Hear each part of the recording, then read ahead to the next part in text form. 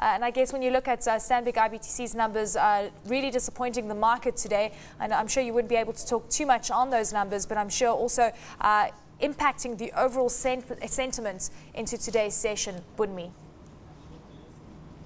Okay, hi. At today's trading, we saw that IBTC released its results. Investors actually reacted not favorably to this. We saw it come down.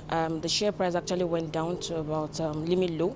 But even at these prices, we saw some interested investors, long-term to medium-term investors peak at this level. So we saw some volumes go through at this limit low. So even the result was below expectation, the volumes there were still volumes that went through the markets because we still saw interested investors at these levels. On a 3-month basis, though, Stanbic is down almost 18%. Would you say that it's offering value relative to other banks? Because we've actually seen quite a few earnings out, and so far a lot more banks have actually performed relative to expectations or even better than expectations.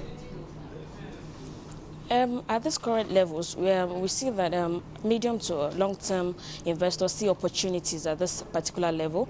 And although the share price currently is about 697 naira, we still think that it's still valuations at this price are actually still good. And some long-term investors are seeing opportunities at these prices. Let's also just look at the speculation that's come through when it comes to the pension funds investments increasing into the equity market from around 25% of the overall portfolio to around 50%. This is quite a big increase, but some say that it's not going to have an impact because most pension funds want to sit on the sidelines because they are afraid of losing their money, just like they did during the 2008-2009 crisis.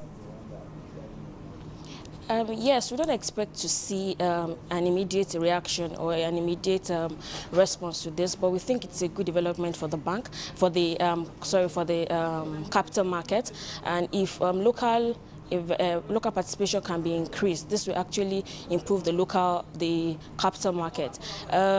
We actually see pensions, the pension institutions investing their money in the money market because of the attractive returns. But we think that the increase in the limit to 50% will actually improve the activities in the capital market and then increase the local participation. Pension funds actually dominate the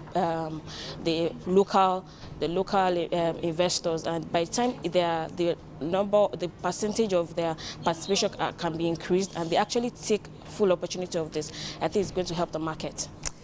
When it comes to the corporate results that we have been seeing across the board, we know that we've seen numbers from Presco, Unilever, UASCN, and the likes of PZ as well. We've seen a few profit warnings coming to the fore. Are you concerned with regards to the overall impact it's going to have on the returns this year, because a lot of it is really based on the PE ratios of a lot of these companies?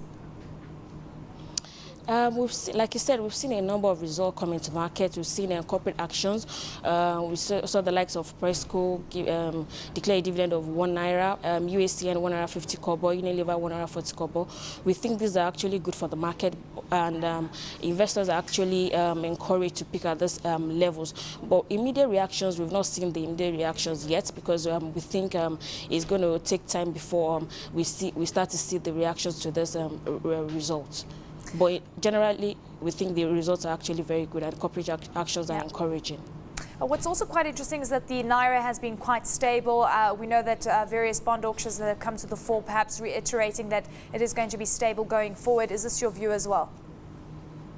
Yes, with the Naira has been stable, and we think it's going to continue to be at this point for some time.